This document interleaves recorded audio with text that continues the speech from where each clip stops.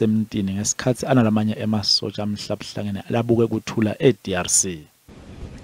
We mourn all those who have lost their lives in the effort to silence the guns on our continent. Just 2 weeks ago, we lost Flight Sergeant Vusi Mabena when his helicopter came under attack in eastern DRC. We extend our deepest sympathies and condolences to his family, his friends, and his colleagues. Mengameli uthi lo mbutho ekuvikela kule live udlala inzima lebalulekile ikakhulukazi eqinisekiseni ukuthi kuba nekutinda kule live uma kukhona tingqinamba letithinza imiphakathi lapho abantu bahlala khona. I salute you all who carry out tasks in time of disaster that literally stand between life and death. We commend the exemplary selflessness, self-sacrifice and patriotism of our armed forces who, even in the face of great danger, always put the interests of the country first. Nana umbutho dokuvikela uchubeka nekubona itinga tetimali laba labasikade nabatfuna bachubeka nekubeka timpilo tabo ebungotini basavikela le live. Kulinzelwe ukuthi isifundza se-Free State sibe nandvunankulu lomusha kungakapheli liviki kulandzela kwesula esikhundleni kwasisintombela lobeka bambele esikhundla likomiti lesigungu lesetulu se-ANC kulesa sifundza lincume kuhlela kabusha uhulumende walesa sifundza ngemva kwenkomfa yavelonke yalenhlangano labasemagunyeni ke ku-ANC velonke batsheliwe ngekuhlakatwa nekuhlelwa kabusha kwesigungu lesetulu salenhlangano e-Free State. Kusula kwasisintombela kulandzela kuhluleka kwakhe ukuthi athole isikhundla sekuba ngusihlalo we-ANC esifundzeni sase-Free State. Sihlalo kwagcina ngomxolisi idukwana. Uqinisekisile ukuthola umlayeto wekusula kwaNtombela amabhalane jikelelo we-ANC ifikile Mbalula. Member Ntombela informed me last night that she intended to resign from her position as Premier of the Free State. I've not received the resignation. I've asked the Provincial Secretary. Coming to this press conference, I tried to check her whereabouts to get to know about this resignation. Mbalula uthi lokushiya kwaNtombela esikhundleni isigubhukana kutakwenda kungabi nelitindo kulesifundza. Implementing a decision of change in the Free State. That's what is going to happen, and we expect the comrades at the level of the province to have engaged with Member Ntombela so that there is smooth transition in the handover of power in the province. Sihlalo we-ANC loPhindzaba ngomphathisi wetekuhlaliswa kwebantfu kulesifundza mxolisi idukwana angahlatsa Tindzaba kuNtombela njengandvunankulu lomusha walesifundza eludzabeni lwahulumende wavelonke. Mbalula uthi isigungu lesetulu salenhlangano sivakalise imibono yaso ngekumenyatelwa kwendvuna yagesi lemenyatelwe ngumengameli Cyril Ramaphosa. This Minister of Electricity, his or her job will focus mainly on load shedding. Nothing more, nothing less. It's a transitional mechanism. Kulinzeleke ukuthi umengameli Cyril Ramaphosa enetinguquko kuletindvuna tembuso wakhe. Somlomo wamasipala weTshwane utiphikile tinsolo tekuthi wenda mabomu kusebenzele encwadzini yesibili yekwesula esikhundleni kwasodolopha waphambilini kwendela kuvikela imisebenzi yemalungu ekomiti lalosodolopha. Incwadzi yekucala ya Williams beyicala kusebenza ekhatsi kulamabili ngemsombuluko weliviki lengcile kanzi yesibili beyimvumela ukuthi aphume ehhovisi mhlati nge-20 kuyo lenyanga. Somlomo uphinza uqinisekisa ukuthi unebufakazi bekuthi wathola kweluleka kwemthetho kangakhathi nalokutimele. When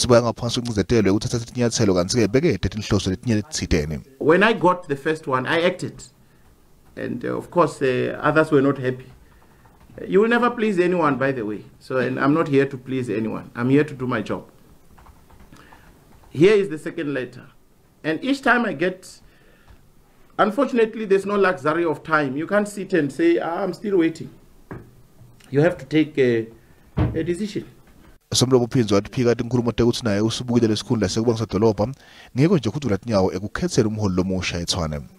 I must also clear the air. I'm not in negotiations with anyone.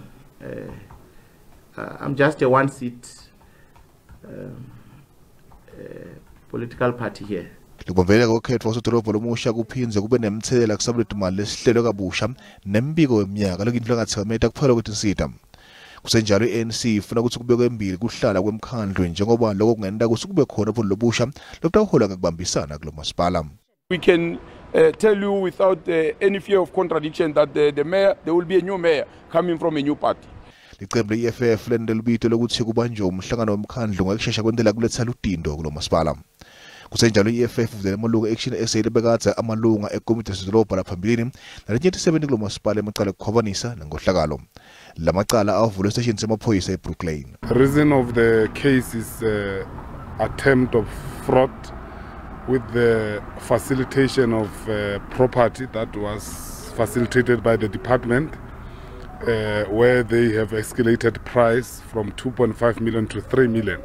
We heard about this issue, and once I did hear about it, National was informed, and instantly National wrote a letter to both the CMC and the acting mayor at that stage to ask him to investigate, and the Speaker's office to investigate the matter. Umkhandlu wasethwana unemalanga la-14 ekuthi akhethe esodolobha lomusha solo kwasula loyo wangaphambilini esikhundleni. Indvuna yetemafa inokugodongwana itaba nemsebenzi lomkhulu wekulinganisa kukhuphuka kwencindezelo yekusetshenziswa kwetimali kanye nekukhula kwemnotfo lophasi lokhinyabetwe kakhulu kulocishwa kagesi ngenhloso yokumonga. Lokucisha lokungapheli kwagesi limata umnotfo kanzi kulinzeleke ukuthi godongwana athule inkulumo yakhe yeliphakelo timali yalomnyaka. Kucinywa kwagesi likhawukhawu nemthelela lomubi lekunawo emnothweni wakuleli kulinzeleke ukuthi kuphume embili enkulumweni yeliphakelo timali yalonyaka. Kulinzeleke nemininingwane yokuthi itawususwa njani ingcenye yesikwelede sa-Eskom ifakwe phasi embuso. Kubuye kugadwe futhi kukhulunywe ngetimali letibekelwe kwelekelela takhamuti nemabhizinisi ukuthi alwisane nemithelela yecinywa kwagesi.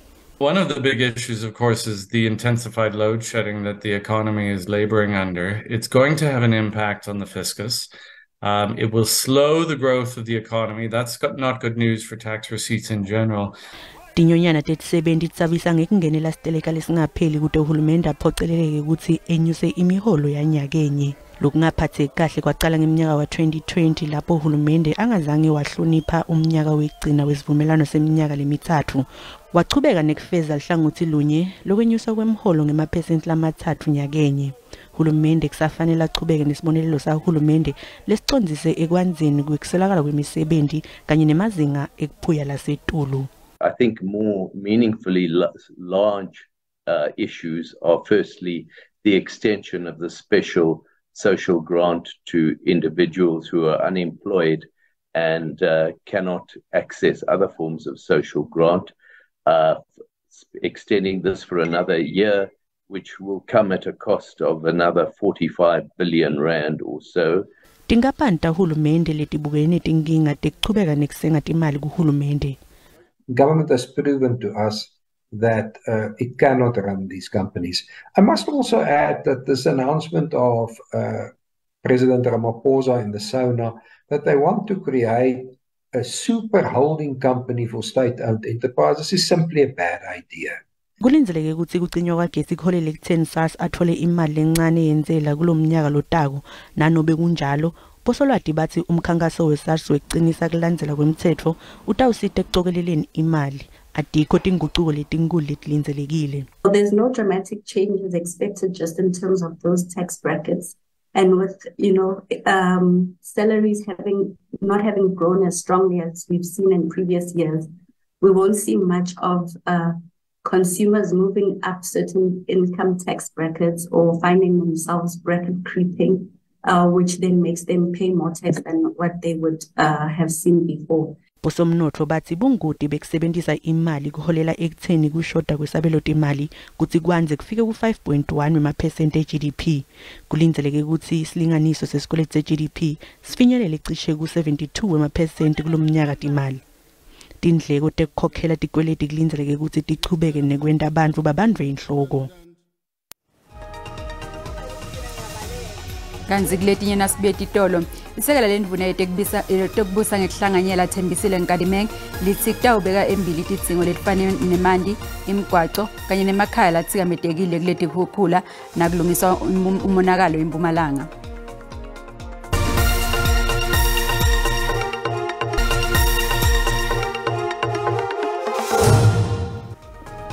Asiphindze sikwamukele mbukele esigabeni sesibili setindzaba tesiSwati like SABC 1 nakuti TT sichubeka nato.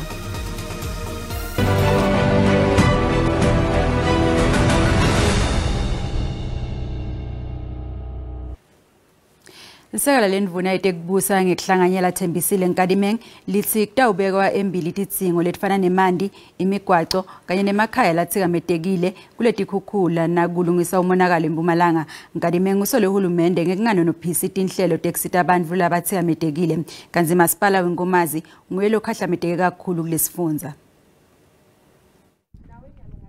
Konakele kakhulu kanzi Thandiwe Mabaso ubonga impilo ngemva kokutsileka kwendlu yakhe yangekhathi lo makelo neminyaka lenge-34 wakha indlu yakhe lapho kuhamba khona emanti uma umfula ugcwele.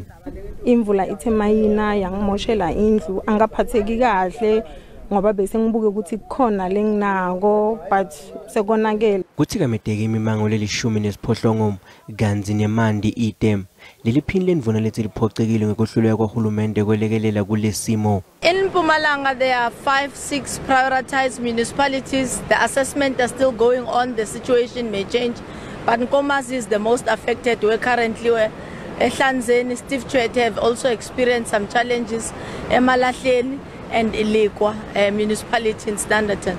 Kuthi kameteke tifundza letisifupha kanzi kuphindze kwamenyetelo lomonakalo wetikhukhula njengenhlekelele yavelonke. Our temporary measure, we're hoping that by Thursday we should be able to remove the pipe that you can see floating on top of the river now by using a mobile system which will be able to still extract the water and send it up to the purification plant and we begin to supply. Iningi imvula lelindzelekile takhamuti ticwayise ukuthi tihlale ticaphe simo kanzi nabelisito beme ngemumo.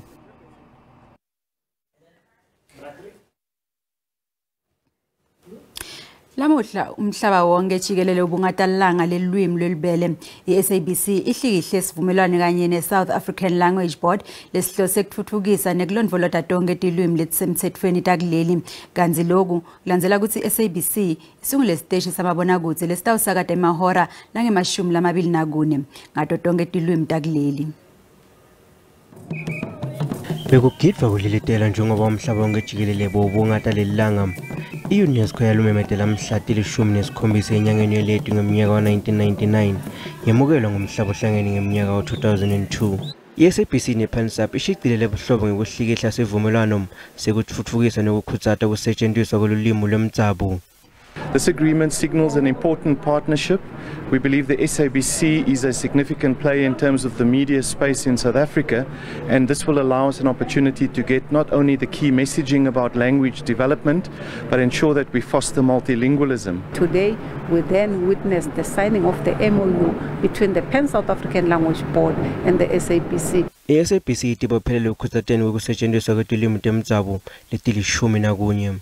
The significance of this agreement obviously is to really ensure that the quality of our indigenous languages, the standard in which we broadcast our content in these languages is not compromised.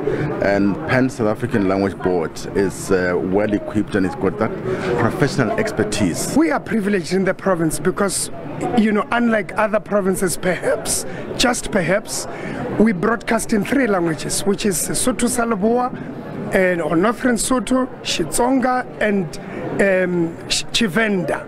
Lesivumelwano sitakwenda iSABC iphume embili kuthuthukiseni tilwimi temdzabu. Sikubutile ke mbukeli ukuthi ingabe sithini sisho nesaga losatiko selwimi lwakho uphendule ngalendlela.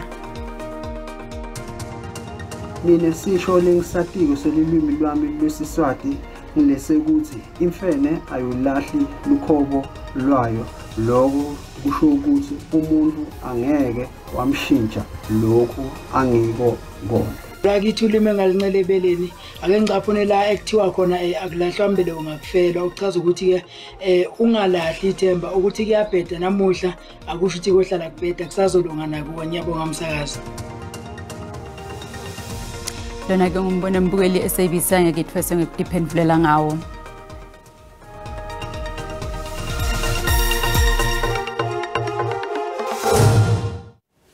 Kanzeti makete tetimali sitfola kutsi lirandi lehlile nalicasaniswa netimali takulamanye mave.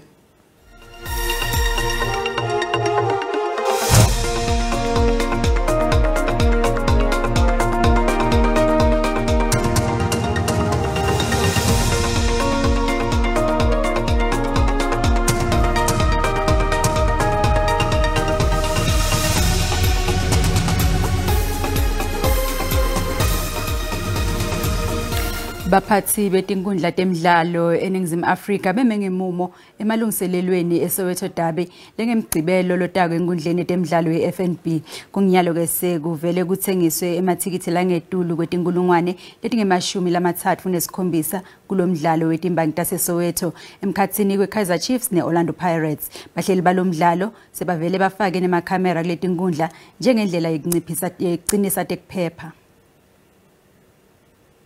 Natigelo ngatlinzela kuligwalagwala FM naSipho Motsa.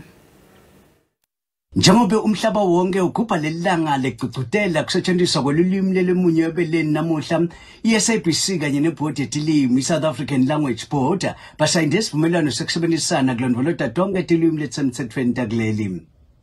Lisekela lendvuna ilitiko lekubuyisa ngekubambisana netindzaba tebaholi bendzabuko Thembisile Nkadimenga uvakashele lesifundza seMpumalanga kutohlatiya umonakalo lobangwa tikhukhula ikakhulu tindzaweni letsesigosini sasehlandzeni kulesifundza.